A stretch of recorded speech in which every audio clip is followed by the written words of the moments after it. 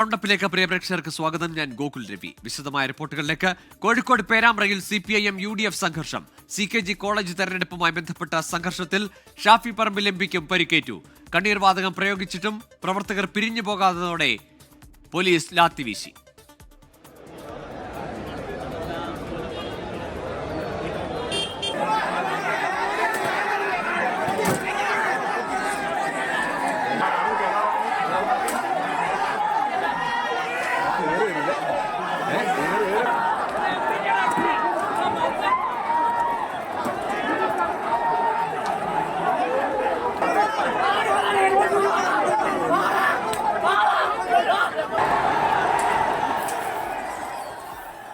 ചോര വീണാലും സ്വർണ്ണമോഷണം മാഞ്ഞുപോകില്ലെന്ന് ഷാഫി പറമ്പിൽ. പാർലമെന്റ് അംഗമാണെന്ന് അറിഞ്ഞുകൊണ്ടാണ് മർദ്ദിച്ചതെന്നും ഷാഫി പറമ്പിൽ. ഈ മർദ്ദനത്തിനും ചോരയുടെ പിന്നിലെ കാരണം നിങ്ങളുടെ സ്വർണ്ണക്കടത്ത് മറച്ചു വെക്കാനുള്ള വ്യാമോഹമാണെങ്കിൽ രണ്ടിനും മറുപടി പറയാൻ ആഗ്രഹിക്കുന്നു. ഒന്ന്, ഇതിലും വലിയ പരാജയം പേരാമ്പ്രയിൽ നിങ്ങൾക്കുണ്ടായിരിക്കുമെന്ന് പറയാൻ ആഗ്രഹിക്കുന്നു. രണ്ട്, എന്തിനെ കൊണ്ട് വാർത്ത മറച്ചാലും ഈ സ്വർണം കട്ടവരെ ജനങ്ങളുടെ മുമ്പിൽ തുറന്നു കാണിക്കുക തന്നെ ചെയ്യും. എറണാകുളത്ത് ഒപ്പം ആലപ്പുഴയിലാണെങ്കിൽ ദേശീയപാത ഉപരോധിച്ചുകൊണ്ടുള്ള പ്രതിഷേധം. സെക്രട്ടേറിയറ്റിന് മുന്നിൽ പ്രവർത്തകരും പോലീസും തമ്മിൽ രാത്രി വൈകി ഈ വേളയിലും ഏറ്റുമുട്ടുന്ന കാഴ്ച കണ്ടു. സംസ്ഥാന വ്യാപകമായി തന്നെ ഈ ഷാഫി പറമ്പിലിന് ലാത്തിച്ചാർജിൽ പരിക്കേറ്റ വിഷയത്തെ രാഷ്ട്രീയ പ്രതിഷേധമായി മാറ്റാനുള്ള നീക്കത്തിലാണോ കോൺഗ്രസ്? തീർച്ചയായും അതിന്റെ ഒരു സൂചനയാണ് ഇന്ന് രാത്രി കണ്ടത്. ഇന്ന് സെക്രട്ടേറിയറ്റിലേക്ക് യൂത്ത് കോൺഗ്രസ് പ്രവർത്തകർ എത്തുന്ന ഏകദേശം 10:30 10:30 എത്തി ഏകദേശം 40 മിനിറ്റോളം സെക്രട്ടേറിയറ്റിന്റെ പരിസരം പൂർണ്ണമായി ഒരു സംഘർഷഭരിതമായ സാഹചര്യത്തിലേക്ക് മാറി. യൂത്ത് കോൺഗ്രസ് പ്രവർത്തകരായ 3 പേർക്ക് പോലീസ് ലാത്തിചാർജിൽ പരിക്കേറ്റിട്ടുണ്ട്. ഒരു പോലീസ് ഉദ്യോഗസ്ഥയ്ക്കും പരിക്കേറ്റിട്ടുണ്ട്. എന്തായാലും ഇപ്പോൾ ഈ യൂത്ത് കോൺഗ്രസ് പ്രവർത്തകരെല്ലാം നടന്ന് ഇപ്പോൾ സെക്രട്ടേറിയറ്റിന്റെ നോർത്ത് ബ്ലോക്കിൽ നിന്ന് ഇപ്പോൾ സ്പെൻസർ ജംഗ്ഷനിലേക്ക് എത്തിയിട്ടുണ്ട്. ഇവിടെ ഇപ്പോൾ ഒരു ഭാഗത്ത് പോലീസ് ഉദ്യോഗസ്ഥരും ഒരു ഭാഗത്ത് യൂത്ത് കോൺഗ്രസ് പ്രവർത്തകരും നിൽക്കുന്നുണ്ട്. എന്തായാലും സമരം അവസാനിപ്പിച്ചു എന്നാണ് യൂത്ത് കോൺഗ്രസ് പ്രവർത്തകർ പറയുന്നത്.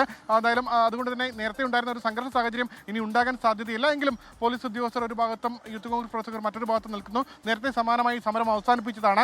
റോഡ് ഉപരോധിച്ചുകൊണ്ട് സമരം നടത്തിയതാണ്. അതിനിടെയാണ് ചില പ്രവർത്തകർ ഉപരോധിച്ചുകൊണ്ടിരുന്ന സമയത്ത് ചില പ്രവർത്തകർ പിറകിൽ നിന്ന് മാറി സെക്രട്ടേറിയറ്റിന്റെ മറ്റൊരു ഭാഗത്തേക്ക് പോയി അവിടെ ഉണ്ടായിരുന്ന ചില സർക്കാരിന്റെ ഫ്ലക്സുകൾ പൂർണ്ണമായി അടിച്ചു തകർത്തുന്ന സാഹചര്യം ഉണ്ടായി. അതുകൊണ്ടാണ് വീണ്ടും രണ്ടാമതും ഒരു സംഘർഷത്തിലേക്ക് കാര്യങ്ങൾ നീങ്ങിയത്. എന്തായാലും ഇപ്പോൾ ഈ ഒരു പ്രതിഷേധം അവസാനിപ്പിച്ചിട്ടുണ്ട്. എന്നാലും പോലീസ് നിൽക്കുന്നുണ്ട്. ഇതുവരെ ആരെയും അറസ്റ്റ് ചെയ്തിട്ടില്ല. അറസ്റ്റ് ചെയ്ത് നിൽക്കേണ്ട സാഹചര്യം ഉണ്ടായിട്ടില്ല. എങ്കിലും ഒരു 40 മിനിറ്റോളം തിരുവനന്തപുരം നഗരത്തിൽ സെക്രട്ടേറിയറ്റിന്റെ മുന്നിൽ വലിയൊരു സംഘർഷ സാഹചര്യമായിരുന്നു ഉണ്ടായിരുന്നത്. പോലീസ് തുടക്കത്തിൽ തന്നെ കൂടുതൽ സംയമനം പാലിക്കുന്ന സാഹചര്യമൊന്നും ഉണ്ടായിരുന്നില്ല. സാധാരണ ഏതെങ്കിലും രീതിയിലുള്ള പ്രതിഷേധങ്ങൾ ഉണ്ടായാൽ തുടക്കത്തിൽ ചെറിയ രീതിയിൽ പോലീസ് സംയമനം പാലിക്കാറുണ്ടായിരുന്നു. പക്ഷേ ഇത്തവണ അത്തരത്തിൽ ഒരു സംയമനം പാലിക്കുന്ന സാഹചര്യമൊന്നും ഉണ്ടായിരുന്നില്ല. യൂത്ത് കോൺഗ്രസ് പ്രവർത്തകർ എത്തി ഈ പോലീസിന്റെ ഷീൽഡുകൾ പിടിച്ചു വാങ്ങാൻ ശ്രമിച്ചു. അപ്പോൾ തന്നെ പോലീസിന്റെ ലാത്തിചാർജ് ആരംഭിക്കുകയും ചെയ്തിരുന്നു. ഗോകുൽ. ഉമേഷ് ബാലകൃഷ്ണനാണ് തിരുവനന്തപുരത്ത് നിന്നുള്ള വിവരങ്ങൾ നൽകിയത്.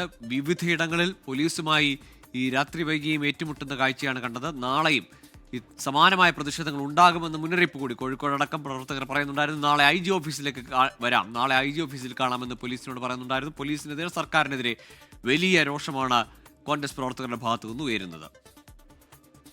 24 ബിഗ് ബ്രേക്കിംഗ്. ശബരിമല സ്വർണ്ണക്കൊള്ളയിൽ ഞെട്ടിക്കുന്ന കണ്ടെത്തലുകളുമായി ദേവസ്വം വിജിലൻസ് റിപ്പോർട്ട്. ദ്വാരപാലക ശില്പപാളിയിലെ സ്വർണം വിവാദ സ്പോൺസർ ഉണ്ണികൃഷ്ണൻ പോറ്റി ഉരുക്കിയെന്നാണ് റിപ്പോർട്ട്. ശനിദോഷം അകറ്റാനെന്ന പേരിൽ ചില ഭാഗങ്ങൾ പലർക്കായി വിറ്റു. ഇതുൾപ്പെടെ ദേവസ്വം വിജിലൻസ് റിപ്പോർട്ടിലെ വിവരങ്ങൾ 24 പുറത്തുവിട്ടു. സ്വർണ്ണക്കൊള്ളയിൽ ദേവസ്വം കമ്മീഷണർ നൽകിയ പരാതിയിൽ DGP പ്രത്യേക അന്വേഷണ സംഘത്തിന് കൈമാറി. ദ്വാരപാലക ശില്പത്തിലെ സ്വർണ്ണപ്പാളിയിലെ സ്വർണം ഗൂഢസംഘം ഉരുക്കിയെന്നാണ് ഞെട്ടിക്കുന്ന കണ്ടെത്തൽ. ഉരുക്കിയ സ്വർണം 2019 ഉണ്ണികൃഷ്ണൻ പോറ്റിയുടെ പക്കലുണ്ടായിരുന്നു. സ്മാർട്ട് ക്രിയേഷൻസുമായി ചേർന്നാണ് ഉണ്ണികൃഷ്ണൻ പോറ്റി തട്ടിപ്പ് നടത്തിയത്. ശബരിമലയിലെ സ്വർണ്ണ കൈമാറ്റത്തെക്കുറിച്ച് ദേവസ്വം വിജിലൻസിന്റെ കണ്ടെത്തലുകൾ ഇവയാണ്. നവീകരണത്തിനായി ശബരിമലയിൽ നിന്ന് കൊണ്ടുപോയത് കട്ടളകളിലെ 7 പാളിയും 21 പാളി ദ്വാരപാലകരെയുമാണ്. ആകെ ഉണ്ടായിരുന്ന സ്വർണം 989 ഗ്രാം. ദ്വാരപാലകരിൽ 394 ഗ്രാം സ്വർണം ഇലക്ട്രോപ്ലേറ്റ് ചെയ്തു. 106 ഗ്രാം സ്വർണം സ്മാർട്ട് ക്രിയേഷൻസ് സർവീസ് ചാർജായി എടുത്തു. 476 ഗ്രാം സ്വർണം ഉണ്ണികൃഷ്ണൻ പോറ്റി കൈവശം വെച്ചു. കട്ടളയിലെ 7 പാളികളിൽ ഉണ്ണികൃഷ്ണൻ പോറ്റി സ്വർണം പൂശിയത് മറ്റൊരു സ്പോൺസറെ ഉപയോഗിച്ചാണെന്നും ഉറപ്പിച്ചു. ഉണ്ണികൃഷ്ണൻ പോറ്റിയുടെ പക്കലുണ്ടായിരുന്ന സ്വർണത്തിൽ കുറച്ച് മറച്ചുവിറ്റുവെന്നും കണ്ടെത്തലുണ്ട്. 2019 ദേവസ്വം ബോർഡ് ഉത്തരവ് ദേവസ്വം ജീവനക്കാർ തിരുത്തിയെന്നും കണ്ടെത്തി. സ്വർണ്ണപ്പാളി ഉണ്ണികൃഷ്ണൻ പോറ്റിയുടെ കയ്യിൽ കൊടുത്തുവിടേണ്ടതില്ല എന്നായിരുന്നു ദേവസ്വം ബോർഡ് ഉത്തരവ്. ഈ ഉത്തരവ് അന്നത്തെ ദേവസ്വം ബോർഡ് സെക്രട്ടറി ജയശ്രീ തിരുത്തി. 2019 ജൂലൈ 19, 20 തീയതികളിലായി ദ്വാരപാലക ശില്പം ഉണ്ണികൃഷ്ണൻ പോറ്റിയുടെ കയ്യിൽ കൊടുത്തുവിട്ടുവെന്നായിരുന്നു മഹസർ രേഖ. ഈ ദിവസങ്ങളിൽ ഉണ്ണികൃഷ്ണൻ പോറ്റി ശബരിമലയിൽ ഉണ്ടായിരുന്നില്ല എന്ന് ദേവസ്വം വിജിലൻസ് കണ്ടെത്തി. ദ്വാരപാലക ശില്പങ്ങൾ കൊണ്ടുപോയത് ഉണ്ണികൃഷ്ണൻ പോറ്റിയുടെ 2 സുഹൃത്തുക്കളാണ്. അനന്ത സുബ്രഹ്മണ്യം, രമേശ് റാവു എന്നിവരാണ് ദ്വാരപാലക ശില്പങ്ങൾ കൊണ്ടുപോയത്. ഉണ്ണികൃഷ്ണൻ പോറ്റിയുടെ പേരെഴുതി ഒപ്പിട്ടതും ഇവർ തന്നെയാണ്. ശബരിമലയിൽ മറ്റൊരു അഴിമതി നടന്നെന്നും ദേവസ്വം വിജിലൻസ് റിപ്പോർട്ടിലുണ്ട്. 1.5 കോടി രൂപയുടെ പാത്രം വാങ്ങിയെന്ന രേഖ വിജിലൻസ് പരിശോധനയിൽ കണ്ടെത്തി. എന്നാൽ പാത്രങ്ങൾ വാങ്ങിയിട്ടില്ലെന്നും ദേവസ്വം വിജിലൻസ് അന്വേഷണത്തിൽ സ്ഥിരീകരിച്ചു. പ്രത്യേക അന്വേഷണ സംഘത്തിന്റെ അന്വേഷണ പരിധിയിൽ ഇക്കാര്യം വന്നേക്കും. ഷഫീദ് റൌത്തർ, 24, തിരുവനന്തപുരം. ശബരിമലയിലെ സ്വർണ്ണമോഷണത്തിൽ ദേവസ്വം ബോർഡിനെ പ്രതിക്കൂട്ടിലാക്കി ഹൈക്കോടതി ഇടക്കാല ഉത്തരവ്. ഉണ്ണികൃഷ്ണൻ പോറ്റിക്ക് കൈമാറിയ വാതിൽപ്പാളി ചെമ്പെന്ന് രേഖപ്പെടുത്തിയത് ദേവസ്വം ബോർഡ്. സ്പോൺസറായ ഉണ്ണികൃഷ്ണൻ പോറ്റിക്ക് ആകെ നൽകിയത് 3 ഗ്രാം സ്വർണം മാത്രമെന്ന് കണ്ടെത്തൽ. ദ്വാരപാലക സ്വർണ്ണപ്പാളിയിൽ മാത്രമല്ല, സന്നിധാനത്തെ ശ്രീകോവിലിന്റെ വാതിൽപ്പാളിയിലും സ്വർണ്ണ തിരിമറി നടന്നിട്ടുണ്ട്. വിശദാന്വേഷണം വേണമെന്നാണ് ഹൈക്കോടതി നിർദ്ദേശം. ദ്വാരപാലക സ്വർണ്ണപ്പാളി മോഷണകഥ ഇങ്ങനെ: 989 ഗ്രാം സ്വർണം വേർതിരിച്ചെടുത്ത ശേഷമുള്ള കാര്യങ്ങളും കൈമാറ്റവും സംബന്ധിച്ച വിവരങ്ങൾ ഹൈക്കോടതിയുടെ ഉത്തരവിൽ രേഖപ്പെടുത്തിയിട്ടുണ്ട്. സ്മാർട്ട് ക്രിയേഷൻസ് അവരുടെ ചിലവിലേക്കായി 109 ഗ്രാം സ്വർണമെടുത്തു. 394.91 ഗ്രാം സ്വർണം മാത്രമാണ് യഥാർത്ഥത്തിൽ പൂശിയിരിക്കുന്നത്. ശേഷിക്കുന്ന 474.91 ഗ്രാം സ്വർണമാണ് കട്ടിയാക്കി കൈമാറിയിരിക്കുന്നത്. ഇത് കൽപേഷിലൂടെ ഉണ്ണികൃഷ്ണൻ പോറ്റിയിലേക്ക് എത്തിയെങ്കിലും ദേവസ്വം ബോർഡിന് കൈമാറിയിട്ടില്ലെന്നാണ് വിജിലൻസ് കണ്ടെത്തൽ. തങ്ങളുടെ കൈവശം കിട്ടിയതിൽ ഒരു തരി സ്വർണമില്ലെന്ന സ്മാർട്ട് ക്രിയേഷൻസിന്റെ വാദവും ഇതോടെ പൊളിഞ്ഞു. വിജിലൻസ് റിപ്പോർട്ടിന്റെ അടിസ്ഥാനത്തിൽ സ്വർണ്ണമോഷണ കേസ് രജിസ്റ്റർ ചെയ്തു. പ്രത്യേക അന്വേഷണ സംഘം 2 ആഴ്ച കൂടുമ്പോൾ അന്വേഷണ പുരോഗതി ഹൈക്കോടതി അറിയിക്കണം. കേസിൽ DGPയെ കൂടി കക്ഷി ചേർത്തിട്ടുണ്ട്. 24, കൊച്ചി. ശബരിമല സ്വർണ്ണക്കൊള്ളയിൽ FIR ഇന്ന് രാത്രിയിലോ നാളെയോ രജിസ്റ്റർ ചെയ്യും. കേസ് ക്രൈംബ്രാഞ്ച് ആസ്ഥാനത്ത് രജിസ്റ്റർ ചെയ്യാനാണ് നിർദ്ദേശം. കോടതി ഉത്തരവിൽ ഉൾപ്പെട്ടവരെല്ലാം പ്രതികളാകും. ദേവസ്വം ഉദ്യോഗസ്ഥരെയും പ്രതികളാക്കിയാണ് കേസെടുക്കുക. കോടതി പറഞ്ഞ കുറ്റങ്ങൾക്ക് പുറമെ അഴിമതി നിരോധന വകുപ്പ് കൂടി ചുമത്താനാണ് നിർദ്ദേശം.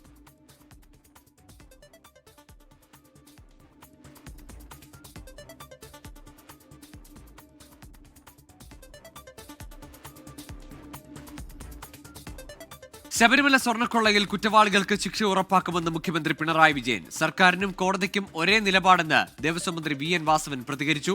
ഹൈക്കോടതി വിധി ദേവസ്വം ബോർഡിനും സർക്കാരിനുമേറ്റ തിരിച്ചടിയെന്ന് പ്രതിപക്ഷ നേതാവ് VD സതീശൻ പറഞ്ഞു. സ്വർണ്ണക്കൊള്ളയിൽ CBI അന്വേഷണം തന്നെ വേണമെന്നാണ് BJP നേതാവ് V മുരളീധരന്റെ പ്രതികരണം. ഈ പറയുന്ന ഏതെങ്കിലും കുറ്റവാളികളുണ്ടെങ്കിൽ അവരെല്ലാം ആ നിയമത്തിന്റെ കരങ്ങളിൽ പെടുമെന്നത് സംശയിക്കേണ്ട കാര്യമില്ല.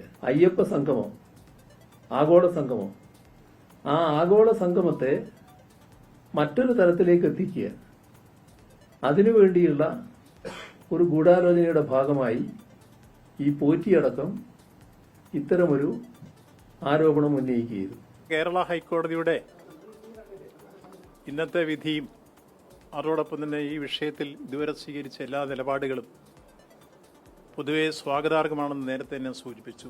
ഏതാണ്ട് സർക്കാരും ബഹുമാനപ്പെട്ട ഹൈക്കോടതിയും ഒരേ നിലപാടിൽ തന്നെയാണ് ഈ വിഷയത്തിൽ മുന്നോട്ട് പോകുന്നത്.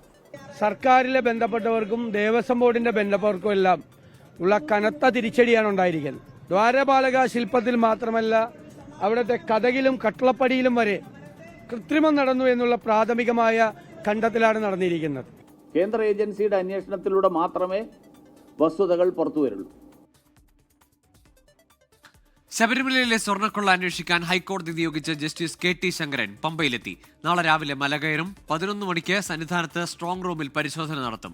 മറ്റന്നാൾ അറ്റകുറ്റപ്പണി പൂർത്തിയാക്കി എത്തിച്ച ദ്വാരപാലക പാളിയിൽ പരിശോധന നടത്തും. തിങ്കളാഴ്ച ആറന്മുളയിലെത്തി ശബരിമല പ്രധാന സ്ട്രോങ് റൂമും പരിശോധിക്കും. മുനമ്പത്തേത് വഖഫ് ഭൂമിയല്ലെന്ന് ഹൈക്കോടതി. സർക്കാരിന്റെ ജുഡീഷ്യൽ കമ്മീഷൻ നിയമനം ശരിവച്ച ഉത്തരവിലാണ് പരാമർശം. ഭൂമി തർക്കത്തിൽ വഖഫ് ബോർഡിന് ഹൈക്കോടതിയുടെ രൂക്ഷ വിമർശനവും. ഭൂമി വാങ്ങിയവരുടെ അടിസ്ഥാന അവകാശം ബോർഡ് നിഷേധിച്ചു. നാളെ ഈ കോടതിയും താജ്മഹലും വഖഫ് എന്ന് പറയില്ലേ എന്നും കോടതി ചോദിച്ചു.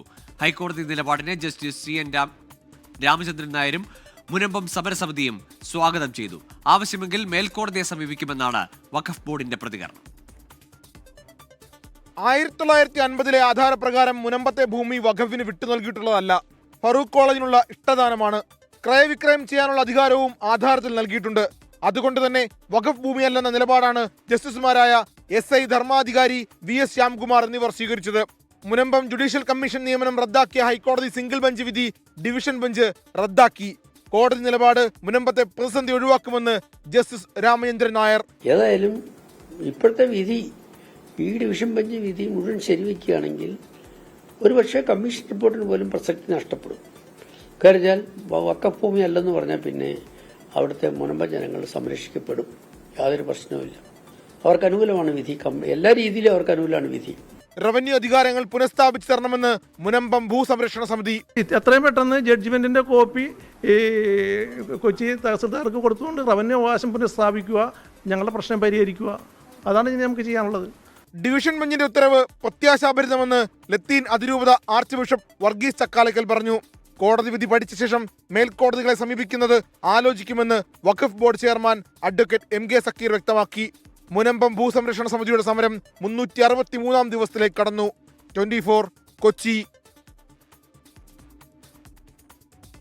പാലക്കാട് വാണിയംകുളത്ത് മുൻ ഡിവൈഎഫ്ഐ നേതാവ് വിനേഷിനെ മർദ്ദിച്ച ഡിവൈഎഫ്ഐ നേതാക്കളെ പാർട്ടിയിൽ നിന്ന് സസ്പെൻഡ് ചെയ്തു. DYFI Shoranur block secretary Rakesh, block secretariat അംഗം മുഹമ്മദ് ഹാരിസ്, കുന്നത്തൂർ മേഖലാ ഭാരവാഹികളായ സുർജിത്ത്, കിരൺ എന്നിവരെയാണ് പാർട്ടിയിൽ നിന്ന് സസ്പെൻഡ് ചെയ്തത്.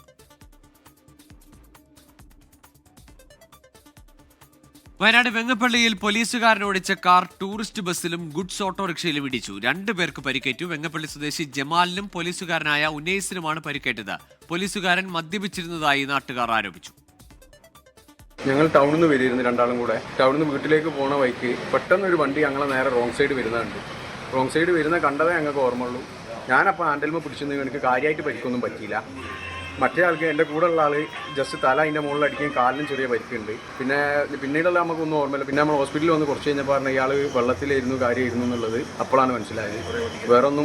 വേറെ കറക്റ്റ് എന്താണെന്നുള്ളത് ഓരോരുത്തർ പറഞ്ഞിട്ടാണ് ഞങ്ങൾ അറിയുന്നത്. പിടിച്ചതൊരു പോലീസുകാരൻ്റെ വണ്ടിയാണ്, പോലീസുകാരനാണെന്നാണ് പറയുന്നത് കേട്ടത്. നമുക്ക് കറക്റ്റ് അറിയില്ല, കാരണം നമുക്ക് ആ ഒരു ഇതിൽ എന്താ തിരിഞ്ഞിക്കില്ല. സുർജിത്ത് അയ്യപ്പത്തുണ്ട് വയനാട്ടിൽ നിന്ന് വിശദാംശങ്ങളുമായി. സുർജിത്ത്, ഈ മദ്യപിച്ചു എന്ന് നാട്ടുകാർ ആരോപിക്കുന്ന പോലീസുകാരൻ, ഈ അപകടത്തിൽ അയാൾക്കും പരിക്ക് പറ്റിയിട്ടുണ്ടല്ലേ? അപകടത്തിൽ 2 പേർക്കാണ് പരിക്കേറ്റിരിക്കുന്നത്. വയനാട് വെങ്ങപ്പള്ളിയിൽ ഇന്ന് വൈകിട്ട് 7 മണിയോടുകൂടിയാണ് ഇത്തരം സംഭവം ഉണ്ടായത്. മദ്യലഹരിയിലാണ് കാർ ഓടിച്ച് അപകടമുണ്ടാക്കിയതെന്നുള്ള തരത്തിലാണ് വിവരങ്ങൾ വ്യക്തമാവുന്നത്. നാട്ടുകാർ പിടികൂടി പോലീസിൽ ഏൽപ്പിക്കുകയാണ് ചെയ്തിരിക്കുന്നത്. തിരുനെല്ലി പോലീസ് സ്റ്റേഷനിലെ സിവിൽ പോലീസ് ഓഫീസറായിട്ടുള്ള ഉനൈസിനെതിരെയാണ് നാട്ടുകാർ പരാതിയുമായി രംഗത്ത് എത്തിയിട്ടുള്ളത്. മദ്യലഹരിയിൽ കാർ ഓടിച്ചെത്തിയ ഉനൈസ് ആദ്യം പൊഴുതന മേഖലയിൽ നിരവധി വാഹനങ്ങൾ തട്ടി എന്നുള്ളതാണ് പറയുന്നത്. ഇതിനുശേഷം നിർത്താതെ വെങ്ങപ്പള്ളിയിലെത്തി കാർ ഉൾപ്പെടെ നിരവധി വാഹനങ്ങൾ ഇടിച്ചു. അതിൽ ഈ ഗുഡ്സ് ഓട്ടോറിക്ഷ, ബസ് ഉൾപ്പെടെയുള്ള വാഹനങ്ങളുണ്ട്. ഇതിലെല്ലാം തന്നെ ഇടിച്ചു എന്നുള്ളതാണ് പറയുന്നത്. ഇതേ തുടർന്ന് ഇയാൾക്ക് അപകടം പറ്റി. നാട്ടുകാർ പിടികൂടിയ ശേഷം ഇതിനിടയിൽ നാട്ടുകാരെ ആക്രമിക്കാൻ ശ്രമിച്ചു എന്നുള്ള പരാതിയും ഉണ്ട്. അമിത മദ്യലഹരിയിലായിരുന്നു. ഉടൻ തന്നെ കൽപ്പറ്റ പോലീസ് സ്ഥലത്തേക്ക് എത്തി കൽപ്പറ്റ ജനറൽ ആശുപത്രിയിലേക്ക് മാറ്റുകയായിരുന്നു. ഓടിച്ച വാഹനം ഇടിച്ചുണ്ടായ അപകടത്തിൽ ഗുഡ്സ് ഓട്ടോറിക്ഷ ഡ്രൈവർക്ക് പരിക്കേറ്റിട്ടുണ്ട്. പിണങ്ങോട് സ്വദേശി ജമാലിനാണ് പരിക്കേറ്റിരിക്കുന്നത്. ഇദ്ദേഹത്തെ കൽപ്പറ്റയിലെ സ്വകാര്യ ആശുപത്രിയിൽ പ്രവേശിപ്പിച്ചിരിക്കുകയാണ്. കൽപ്പറ്റ CI ആയിട്ടുള്ള ജയപ്രകാശിന്റെ നേതൃത്വത്തിലുള്ള പോലീസ് സംഘമാണ് പരിക്കേറ്റവരുടെ ഉൾപ്പെടെ മൊഴി രേഖപ്പെടുത്തിയിരിക്കുന്നത്. ഈ പോലീസ് ഉദ്യോഗസ്ഥനെ താലൂക്ക് ആശുപത്രിയിൽ എത്തിച്ച് വൈദ്യപരിശോധനയ്ക്ക് വിധേയമാക്കിയിട്ടുണ്ട്. പരാതി ലഭിച്ചാൽ കേസെടുക്കുമെന്നും അമിതമായ ലഹരി ഉപയോഗത്തിന്റെ ഭാഗമായി ഇന്ന് താലൂക്ക് ആശുപത്രിയിൽ തന്നെ നിരീക്ഷണത്തിലാക്കി നാളെ മറ്റു നടപടികളിലേക്ക് കടക്കുമെന്നുള്ളതാണ് പോലീസ് ഉദ്യോഗസ്ഥർ അറിയിച്ചിട്ടുള്ളത്. ശരി, സുർജിത്ത് അയ്യപ്പത്താണ് വയനാട്ടിൽ നിന്ന് വിവരങ്ങൾ നൽകിയത്.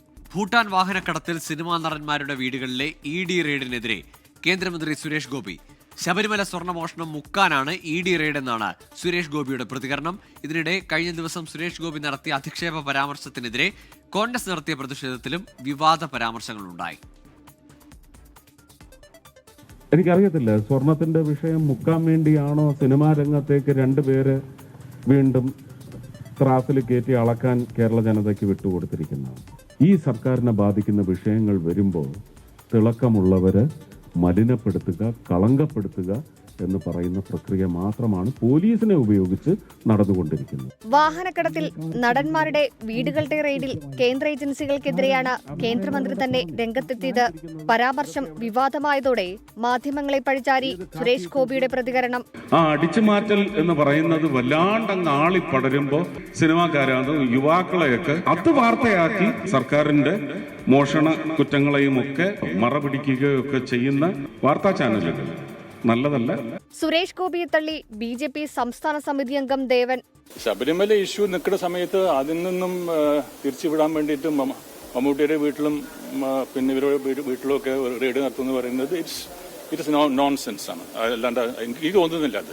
സുരേഷ് ഗോപി സത്യം തിരിച്ചറിഞ്ഞെന്ന് പ്രതിപക്ഷ നേതാവ് VD സതീശൻ. അദ്ദേഹം അത് തിരിച്ചറിഞ്ഞതിന് അദ്ദേഹത്തെ ഞാൻ അഭിനന്ദിക്കുകയാണ്. ഇത് കേരള ഗവൺമെന്റ് ഒരു പ്രതിസന്ധിയിലെത്തിയപ്പോഴാണ് ED അന്വേഷണം ഇറക്കിയത്.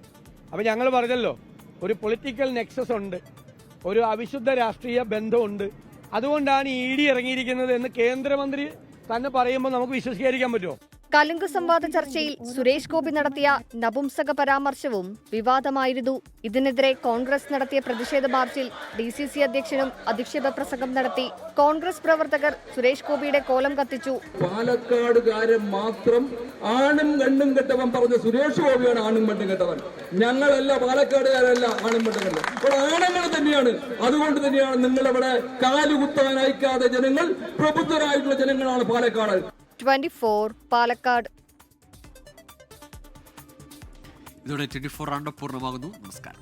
ലോകത്തെവിടെയായാലും ഏത് സമയത്തും 24 വാർത്തകളും ഓഗ്മെന്റഡ് റിയാലിറ്റി പാക്കേജുകളും എക്സ്പ്ലെയിനറുകളും വിശദമായി കാണാൻ ഞങ്ങളുടെ യൂട്യൂബ് ചാനൽ നിങ്ങൾക്ക് സബ്സ്ക്രൈബ് ചെയ്യാം.